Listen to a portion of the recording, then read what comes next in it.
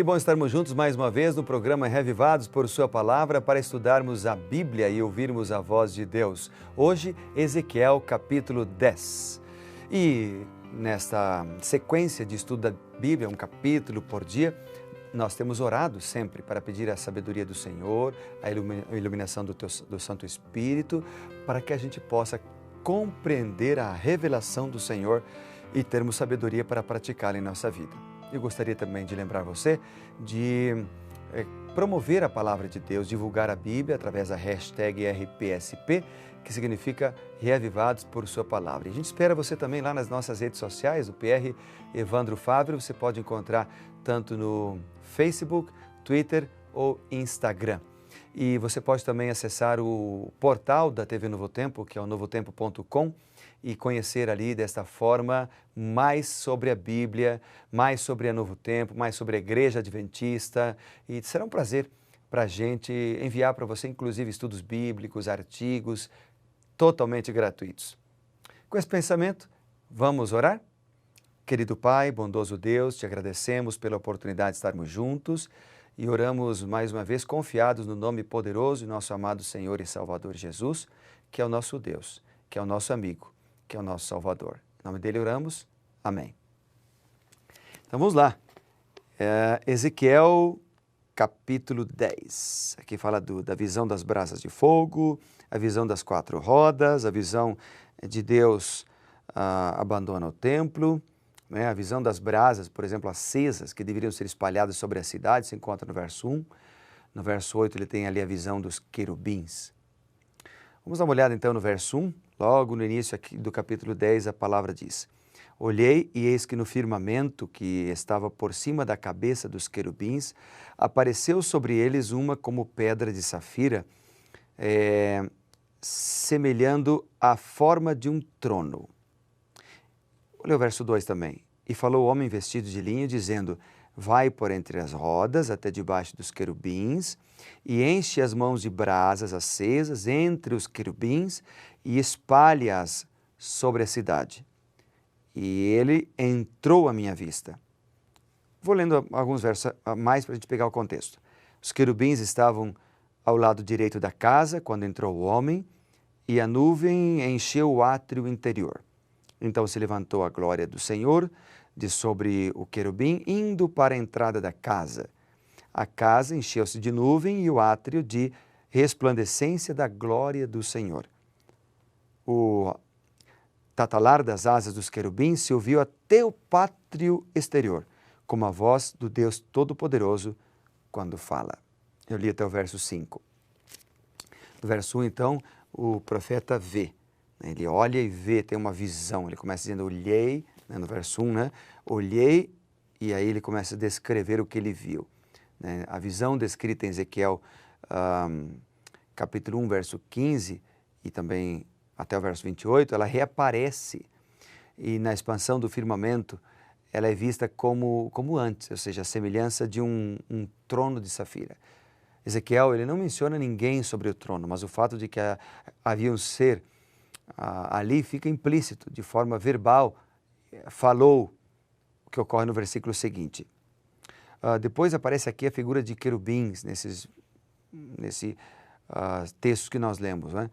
Que é uma transliteração da forma plural do hebraico, herubim.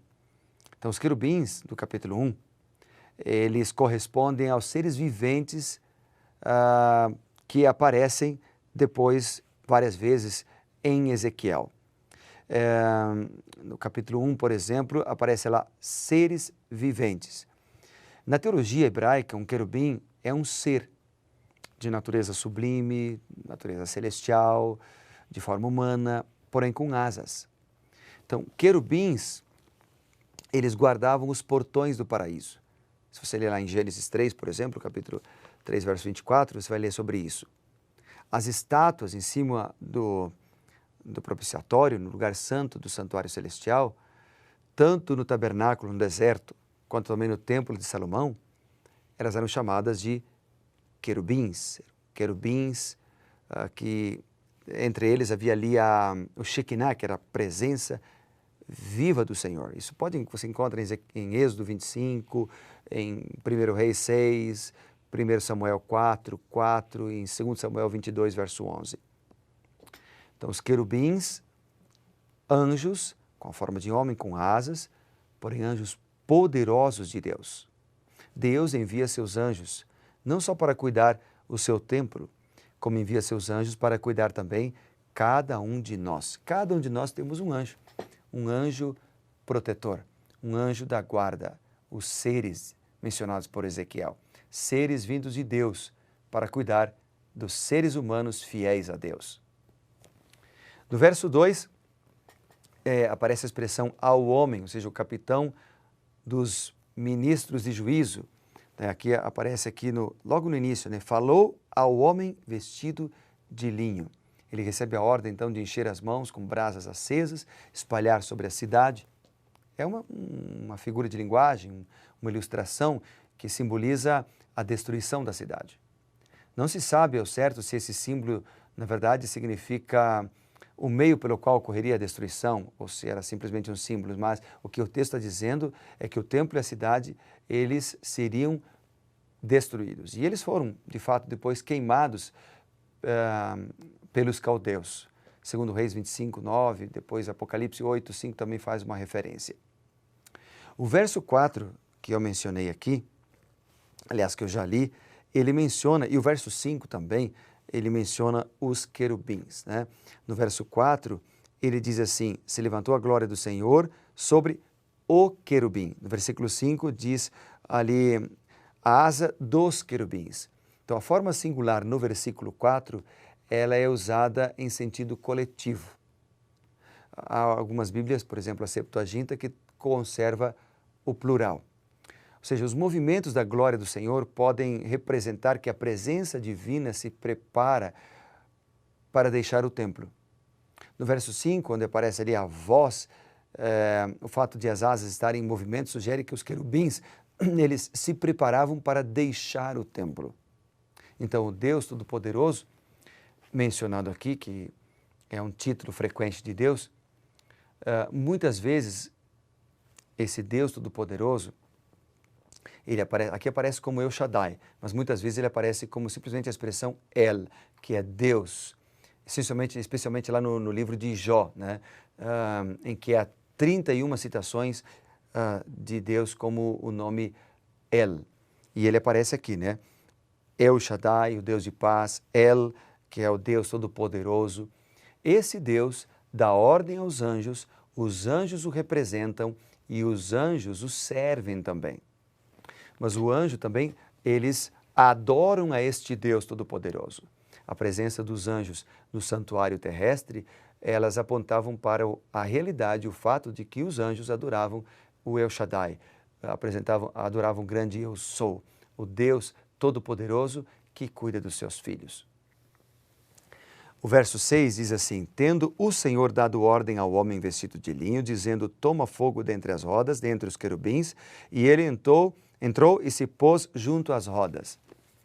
Veja que ele entrou e se pôs junto às rodas, diz o texto. Essas palavras demonstram a obediência inquestionável do homem vestido de linho para com Deus. O verso 7 e o verso 8 mencionam um querubim particular que entregava as brasas para o homem vestido de linho. Embora não seja declarado explicitamente isso, está implícito que todas as ordenanças no versículo 2 foram cumpridas. Em seguida, as brasas foram espalhadas, então, em Jerusalém. Na sequência, vamos dar uma olhada, então, nos versos 9 em diante aqui do capítulo 10. Aqui, Ezequiel, ele descreveu as rodas no versículo 9, então, eles olhei e eis 4 rodas junto aos querubins e uma roda junto a cada querubim e o aspecto das rodas era brilhante como pedra de berilo. Nós já vimos no capítulo 1 que essas rodas podem se referir ao trono móvel de Deus. O capítulo 1 dá mais detalhes, a gente viu, sobre também os querubins. Apenas que no versículo 14 há algo diferente da descrição do capítulo 1. no 14 diz o seguinte: cada um dos seres viventes tinha 4 rostos, o rosto do primeiro era o rosto de querubim, o rosto do segundo o rosto de homem, o do terceiro o rosto de leão, o do quarto o rosto de águia, perdão. Em Ezequiel capítulo 1 e versículo 10, um dos 4 rostos dos seres celestiais vistos pelo profeta foi de boi, e aqui é o de querubim, então há esta diferença. Os antigos faziam esculturas de animais alados, com rosto humano, e às vezes chamavam de querub. A diferença dos rostos descritos em Ezequiel 1 e também agora aqui no Ezequiel 10 não é um erro, né? É possível que as imagens vistas por Ezequiel se mudassem, né? Mudassem de tempos em tempos. Deus revelou, de qualquer forma, para Ezequiel de que anjos, querubins, cuidam de nós e atuam em favor do povo de Deus. A gente vê também no verso 18 e 19, que aqui no capítulo 10 fala sobre a glória de Deus, que continuava movendo-se gradualmente, mas afastando-se do templo. O verso 3 e 4 mencionam: a partir da porta da entrada do templo para o trono com rodas e então com o trono até a porta oriental. A partida sugere que o Senhor relutou em sair. Embora a sua santidade tenha sido desprezada, de modo que ele não mais pudesse permanecer, sabe que ele foi embora entristecido ao ver a calamidade do seu povo, que o povo, né, havia traído para si. Bem, quantas coisas a gente vê aqui em Ezequiel no capítulo 10. E a gente pode ver mais detalhes ainda, e eu incentivo você a estudar com mais detalhes ainda este capítulo. Deus é o mesmo ontem, hoje e sempre.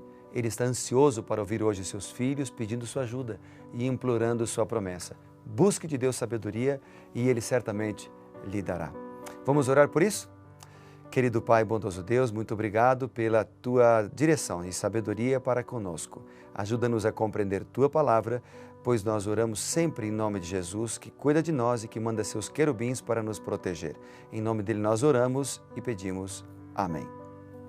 Deus te abençoe e lembre-se, seja revivado por sua palavra.